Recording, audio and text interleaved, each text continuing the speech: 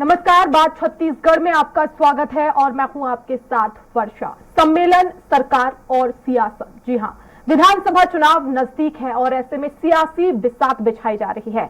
बैठकों और सम्मेलन के जरिए दल खुद को मजबूत करने का काम कर रही है। क्या है कांग्रेस और बीजेपी की तैयारी, देखिए रिपोर्ट में।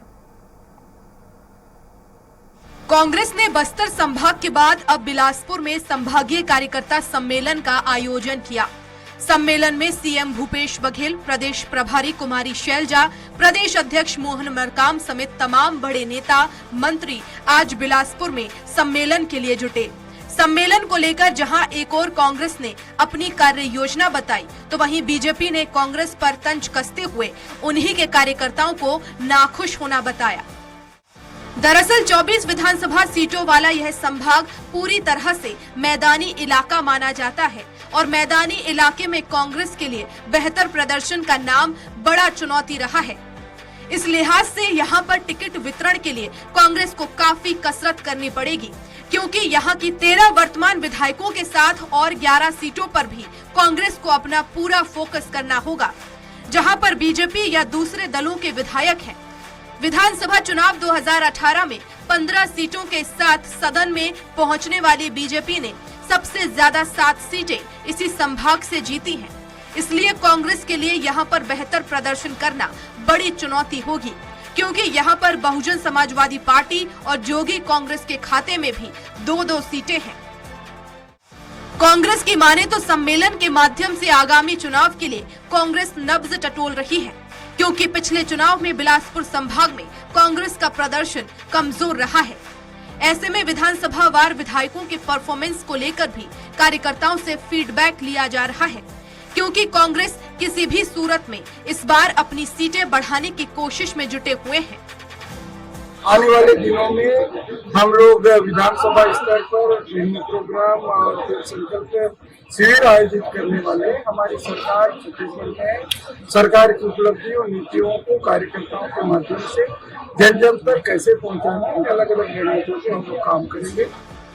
जहां एक तरफ कांग्रेस अपने सम्मेलन में कार्यकर्ताओं को एकजुट करने की कोशिश कर रही है, तो वहीं बीजेपी कांग्रेस के लोगों का अपनी ही पार्टी से नाराजगी बता रही है। बीजेपी कांग्रेस के बीच लोगों की नाराजगी के साथ साथ कार्यकर्ताओं की नाराजगी भी बता रहे हैं। बीजेपी कांग्रेस पर सीधे तौर पर अपने ही कार्यकर्ताओं के सुध न ले पाने का आरोप लगा रही है। देखिए, कांग्रेस पार्टी से न केवल आज जनता नाराज है, बल्कि कांग्रेस के लोग भी कांग्रेस के नेतृत्व से नाराज है, आक्रोशित है। पर ऐसे सम्मेलन करने से भी उनको कोई लाभ नहीं होगा, क्योंकि चुनाव के समय ये कर रहे हैं। 4.5 साल तक न जनता की सूध ली इन्होंने और न अपने कार्यकर्ताओं की। बहरहाल प्रदेश में कांग्रेस जहां एक तरफ अपने संभागीय कार्यकर्ता सम्मेलन कर रही है, वहीं बीजेपी भी अपने केंद्रीय नेतृत्व के साथ लगातार प्रदेश में बैठकर और सम्मेलन कर रहे हैं। देखने वाली बात होगी कि कांग्रेस का यह संभागीय सम्मेलन उनकी सीटें बचा पाने और बढ़ा पाने में कितना कारगर सिद्ध होगा। स्वराज एक्सप्रेस के लिए रायपुर से स्वाति रविकांत कौशिक की रिपोर्ट आपने देखी। कांग्रेस ने बिलासपुर संभाग में कार्यकर्ता सम्मेलन आयोजित किया और ये कोशिश कार्यकर्ताओं में एक नया जोश भरने की, एक उमंग भरने की, साथ ही साथ पार्टी की धरातल पर क्या स्थिति है, योजनाएं किस तरह से लोगों तक पहुंच रही हैं, ये जानने की कोशिश पदाधिकारियों के द्वारा की गई है। इसी विषय पर आज हम चर्चा करेंगे। हमारे साथ चर्चा के लिए मौजूद हैं कांग्रेस प्रवक्ता सत्यप्रकाश जी, साथ ही साथ राजीव चक्रवर्ती जी बीजेपी प्रवक्ता हैं, और वरिष्ठ पत्रकार गंगेश द्विवेदी जी। आप तीनों ही मेहमानों का बहुत बहुत स्वागत है इस चर्चा में। शुरुआत सत्यप्रकाश जी आप ही से, क्योंकि पार्टी का जो है कार्यकर्ता सम्मेलन आयोजित हुआ है, किस तरह से कार्यकर्ताओं में जो है एक नया उमंग भरने की कोशिश की गई, किस तरह से उन्हें रिचार्ज करने की कोशिश की गई है, क्या रणनीति?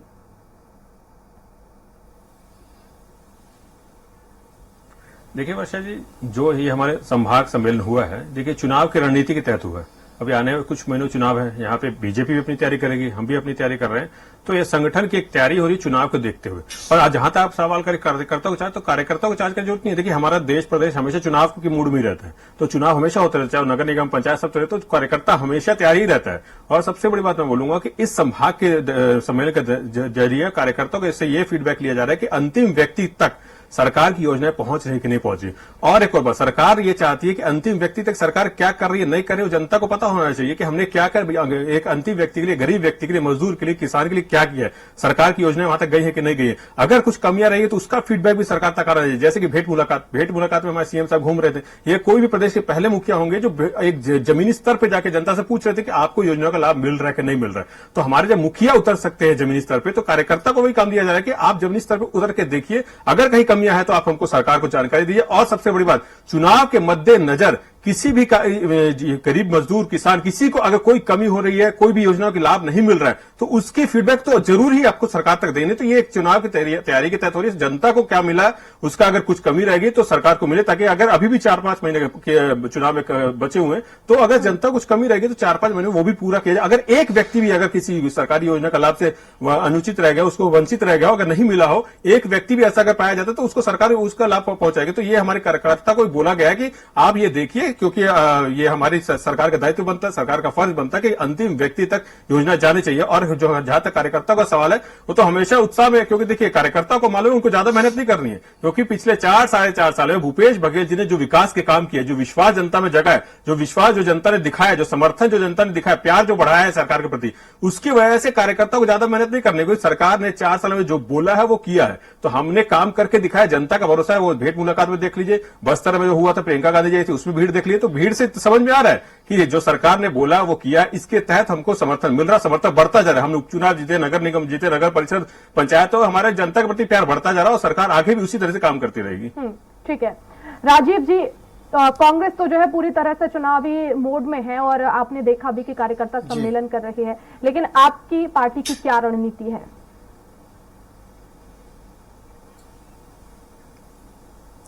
वर्षा जी, देखिए कांग्रेस की अभी सरकार है और कांग्रेस का प्रचार प्रसार करने के सरकारी जो जनतंत्र है, जो उनका तंत्र है, वो भी प्रचार कर रहा है अलग अलग माध्यमों से।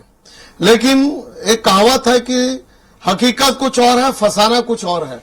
तो निश्चित रूप से कोई भी राजनीतिक दल हो, भाजपा हो, कांग्रेस हो, भारतीय कम्युनिस्ट पार्टी हो, सारे पार्टियां प्रचार प्रसार करती है, सम्मेलन करती है। ये एक मोड है, इलेक्शन मोड है, जिस सारे लोग काम करते हैं। लेकिन जिस प्रकार से भेंट मुलाकात में एक प्रायोजित कार्यक्रम है, जिसमें लाभार्थी पहले से तय होते हैं, जिसमें नागरिक तय किए जाते हैं, जिसका रिहर्सल होता है, और ये सोशल मीडिया में चल रहा है, और उसके बाद जो भेंट मुलाकात होती है और जिसमें जो असली लोग हैं, जो समस्या, उनको गेट में रोक दिया जाता है। तो ये भेंट मुलाकात ही सेट मुलाकात है।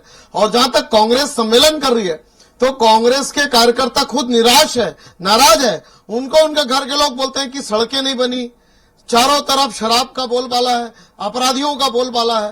तो वो देखिए, ये परिपाटी है, ये चला आ रहा है, ये चलता रहेगा। लेकिन भारतीय जनता पार्टी सीधे सीधे लाभार्थियों के साथ फोटो खिंचवा रही है। जो प्रधानमंत्री आवास की बात हो, जो श्रम कार्ड की योजना की बात हो, जो कृषि में हमने एमएसपी बढ़ाया उसकी बात हो, तो ये चारों तरफ से हम लाभार्थियों के साथ सतत जुड़े हुए हैं।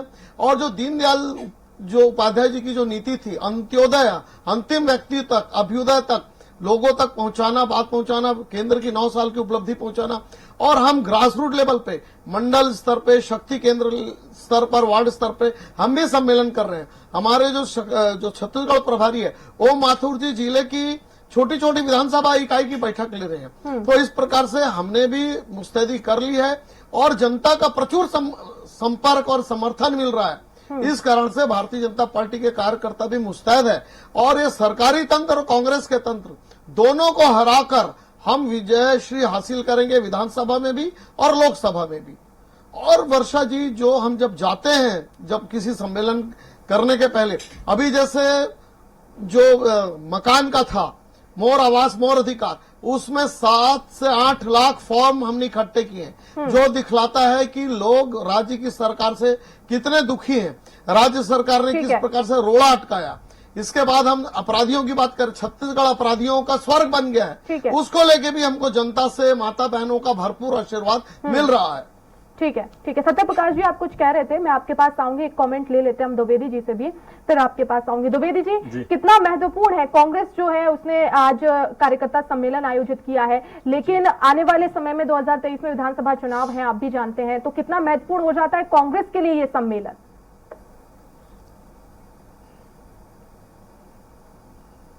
देखिए, खासतौर पर बिलासपुर संभाग में पिछले जो चुनाव हुआ था उसमें अन्य क्षेत्रों के बनिस्बत थोड़े कम सीटें थी, लेकिन वहां पे भी बिलासपुर शहर की सीट जो है कांग्रेस ने हासिल की थी, एक मंत्री वहां मतलब भाजपा के दिग्गज मंत्री को हरा के।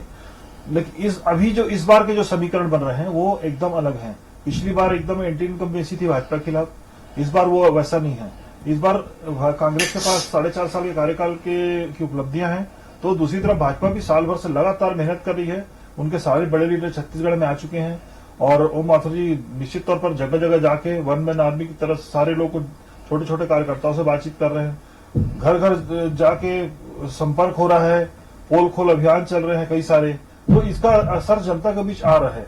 तो इसका अर्थ यह है कि निश्चित तौर पर भाजपा कड़ी टक्कर देने के लिए पूरी ताकत झोंक रही है। तो ऐसे में कांग्रेस का भी पूरा फर्ज बनता है कि वो अपनी ताकत झोंके जनता के बीच, अपनी जो काम है उनको लेके जाए, अपनी जो योजनाएं उनको लेके जाए, अब तक की उपलब्धियां लेके जाए। खासतौर पे ब्रांड छत्तीसगढ़िया जो पिछले 4.5 साल में प्रमोट हुआ है, वो भूपेश बघेल का चेहरा भी काफी लोकप्रिय हुआ है इस बीच में। ये सब चीजें कांग्रेस के लिए प्लस है, तो इसको लेकर कांग्रेस जनता के बीच जाएगी और उस क्षेत्र में खासतौर पर मेहनत कर रही है। तो मैदानी इलाका है, मैदानी इलाका खासतौर पर जो शहरी क्षेत्र है, शहरी क्षेत्रों में भाजपा को ज्यादा वोट पड़ता है, तो उस वोट को कांग्रेस का डाइवर्ट करने का प्रयास कांग्रेस के कार्यकर्ता करेंगे। तो वो सब चीजें लगातार चलती रहेंगी और यही वजह कि बिलासपुर में भी जो ये संभागीय सम्मेलन हो रहा है वहां पर बुला के कार्यकर्ताओं के बीच यही सब ट्रेनिंग और प्रशिक्षण उनका चलेगा, मुझे ऐसा लगता है। ठीक है, सत्य प्रकाश जी कुछ कहना चाह रहे थे? जी देखिए वर्षा जी, मेरे को एक बात अच्छी लगी कि राजीव जी ने ये कम से कम आना कि फोटो खिंचवाते हैं। ये केंद्र सरकार से चला आता है, ये मोदी जी का जो आदत है वो पूरे बीजेपी के अंदर है, वो प्रदेश तक यही है, फोटो खिंचवाने में हर कोई माहिर है। जैसे इन्होंने खुद ने बोला हम फोटो खिंचवा रहे हैं, तो फोटो तो ये खिंचवा रहे हैं। और देखिए अभी गंगे जी ने खुद ने बोला 1 साल से मैं तो बोलूंगा 7-8 महीनों से 7-8 महीनों से सड़क पे दिख रहे हैं। अभी तक तो रूम में एसी रूम में बैठ के ट्वीट खेल रहे थे, फेसबुक खेल रहे थे। अभी जो अपनी टिकट बचानी है, इनके जो 14 विधायक उनका भी टिकट बचानी है, अपनी व्यक्ति विशेष अपनी इज्जत बचानी है, मैं बोलूंगा पड़ रहा है। अपने बड़े नेताओं के सामने थोड़ी अपनी अहमियत बढ़ानी है, तो इसके तहत वो सड़क पर उतर रहे हैं। मगर इनके पास पिछले 6 महीने से पहले तो ये सो हुए थे। अभी जब चुनाव आ गए तब दिख गए। देखिए अभी जब चुनाव आए हैं तब दिख रहे हैं। तो इनका और सबसे बड़ी बात, जैसे गंगे जी को ओम माथुर जी आए हैं, अरे इससे पहले भी इनके प्रभारी कितने बदले गए, प्रदेश अध्यक्ष तक बदल दिए, सब आके देख लिए। पुण्येश्वरी जी के तो ऐसा बयान दिया था जो मैं एक प्रतिशत बैठ के बोल नहीं सकता हूँ, मगर वो खुद कहाँ गायब होगी इनको नहीं मालूम। इनके प्रदेश अध्यक्ष अरुण साहू जी आज रात में सोएंगे, उनको पता नहीं रहेगा सुबह वो प्रदेश अध्यक्ष रहेंगे कि नहीं रहेंगे। तो ये हालत उनके यहाँ है। वही तो यही दिक्कत है कि आप लोग यही नहीं मालूम कि मैं क्या हूँ मैं नहीं हूँ। रमन लोग बोलते हैं कि भाई मैं चुनाव लड़ पाऊंगा कि नहीं लड़ पाऊंगा। 14 आदमी 14 विधायक इनके हैं, वो 14 विधायक को नहीं मालूम है लड़ पाऊंगा अरे आप रमन ठीक है, दूसरी बात गंगेश जी ने बोला भूपेश बघेल जी के सामने कौन है? बिना दूल्हा की बारात लेके चल रहे हैं, बिना दूल्हा की बारात लेके चल रहे हैं, बिना सेनापति के सिरा लेके घूम रहे हैं। इनके पास ना चेहरा है, ना नीयत है, ना मुद्दा है, ना नीति है। इनके पास कोई चेहरा नहीं है, ना मुद्दा है, ना नीति है, ना नीयत है। ये बिना मुद्दे की, बिना चेहरे की, बिना दूल्हे की बारात लेके घूम रहे कि इनको चुनाव में तो जाना, मगर किसके नेतृत्व में लड़ रहे? अरे अरुण साहू जी को खुद को नहीं मालूम रहता है, इधर धर्मला कौशिक अलग बोलते रहते हैं, रमन सिंह जी बोलते हैं मैं लड़ूंगा नहीं लड़ूंगा मालूम नहीं। तो इनका ऐसा कुनबा है जो खुद चारों तरफ घूम रहा है। और जहां तक मैं अपनी पार्टी की बात करूं, हमारी सरकार की उपलब्धि की बात करूं, पिछले 4 सालों में मैं आपके जैसे प्रतिष्ठित चैनल बैठ कर पूरे चैलेंज के साथ बोल सकता हूं कि हमने हर वर्ग के लिए काम किया। आप किसी वर्ग की बात करें, महिला हो, किसान हो, मजदूर हो, युवा हो, हर वर्ग के लिए हमने काम किया।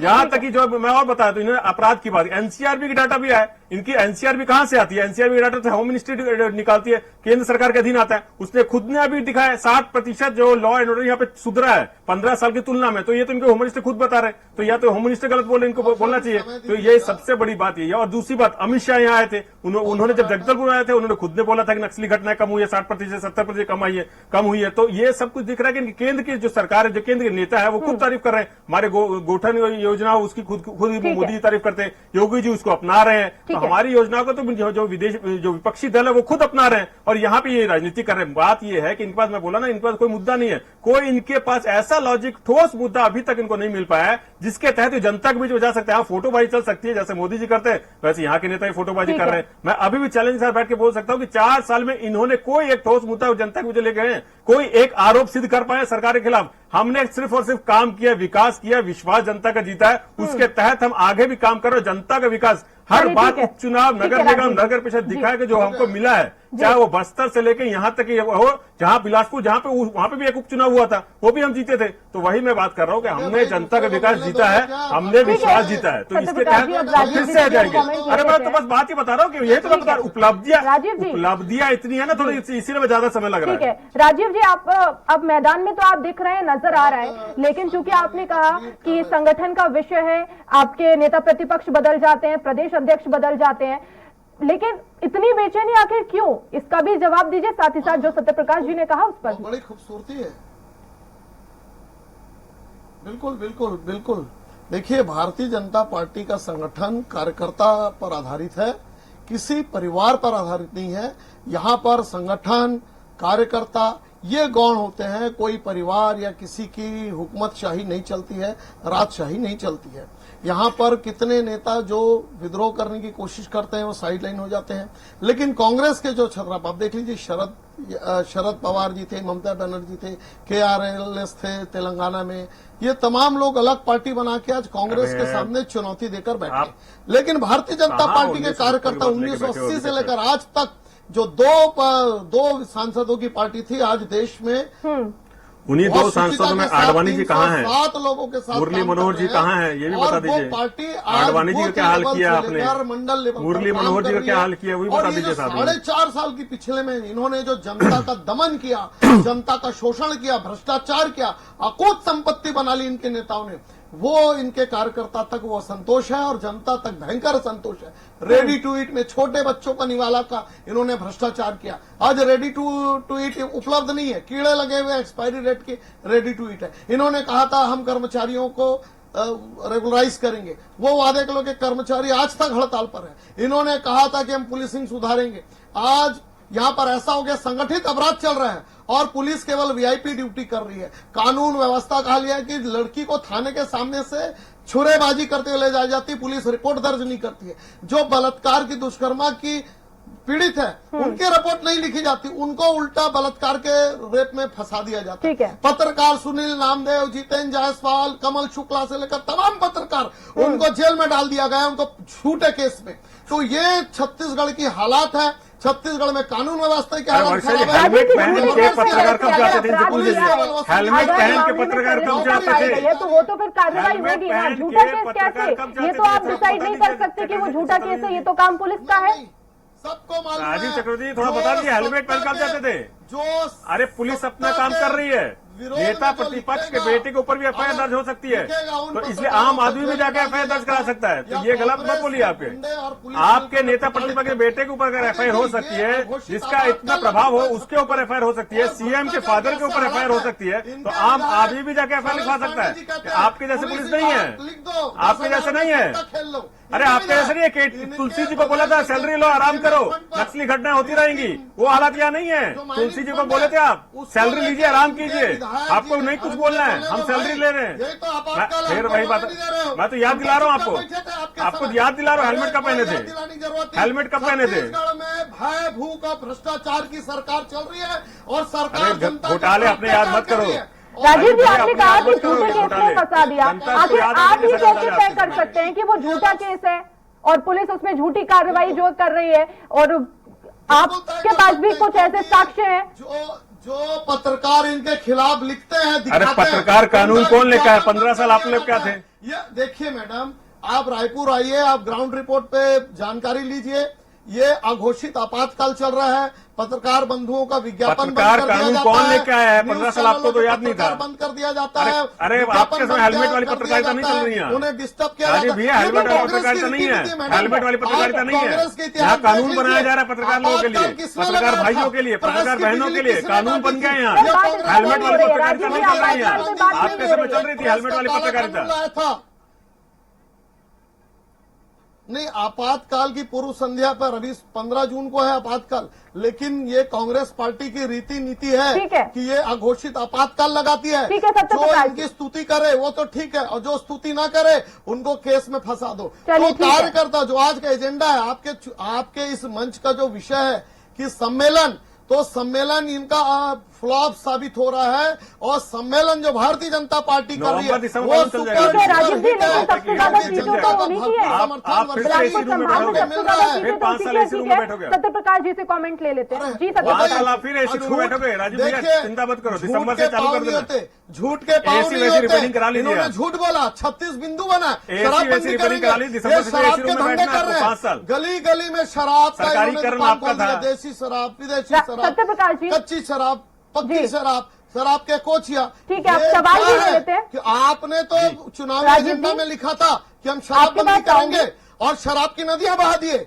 इन्होंने। ठीक है सत्य तो प्रकाश जी, आप ही सब मेरा सवाल है, क्योंकि तो ये देखिए आपने इनके सम्मेलन झूठ के किया और एक कोशिश खत्म यही हो है गए कि हैं। कार्यकर्ताओं को इनका रिचार्ज किया भ्रष्टाचार जाए, का अंत आ जमीनी चुका है। हकीकत को देखा जाए, लेकिन आप इस बात से जो है इग्नोर भी नहीं करेंगे कि वहां बिलासपुर जिले में खुद जो है गुटबाजी हो रही है। हाल ही में जो हुआ सीएम के साथ, और साथ ही साथ जो पीसीसी अध्यक्ष है उनकी अगर फोटो नहीं लगी तो ये गुटबाजी है। इस पर भी तो आपको ध्यान देना होगा सत्य प्रकाश जी, इसको लेकर क्या रणनीति है?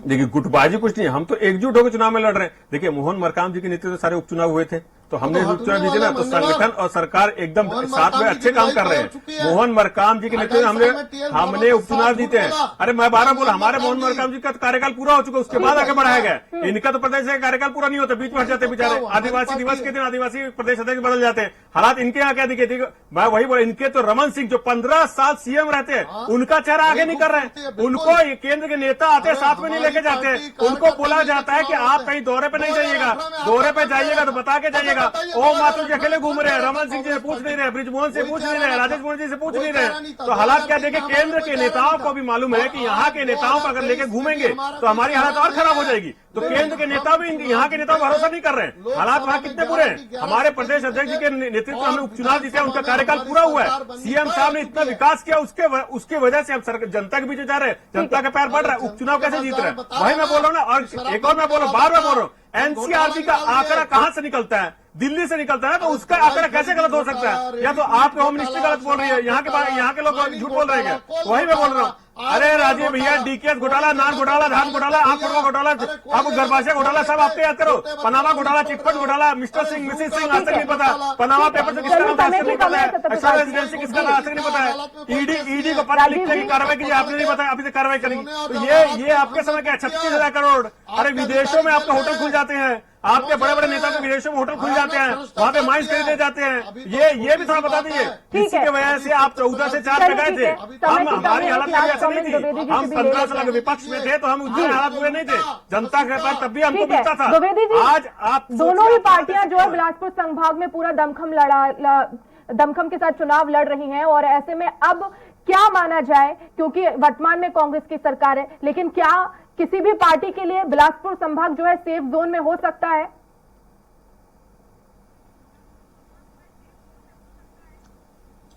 देखिए, दोनों ही पार्टियों की जो कशमकश है, जिस तरह से रस्साकसी दिख रही है, मैदान में भी ऐसी मेहनत दिख रही है, और मतलब नेक टू नेक जो फाइट चल रही है, उससे साफ है कि कोई एक पार्टी वहां पे ये दावा नहीं कर सकती कि उनके पाले में पूरी सीट चली जाएगी। दोनों ही पार्टियां भरपूर मेहनत कर रही हैं, और उनकी मेहनत जनता के बीच उनका संदेश कितना अच्छे से जाता है, उस पर निर्भर करेगा कि वहां पे किसको कितनी सीट मिलती है। जी चलिए, बहुत शुक्रिया द्विवेदी जी हमसे जुड़ने के लिए, समय देने के लिए। राजीव जी आपका भी और सत्य प्रकाश जी आपका भी बहुत शुक्रिया इस चर्चा में शामिल होने के लिए। तो सम्मेलन सरकार और सियासत कार्यकर्ता सम्मेलन कांग्रेस पार्टी ने आयोजित किया है, और अब देखना होगा, क्योंकि 2023 अंत में विधानसभा चुनाव भी है, ये कार्यकर्ता सम्मेलन आखिर इसका रिजल्ट क्या होगा, किस तरह का नतीजे होंगे, ये देखने वाली बात होगी। फिलहाल आज के लिए इस चर्चा में इतना ही। नमस्कार।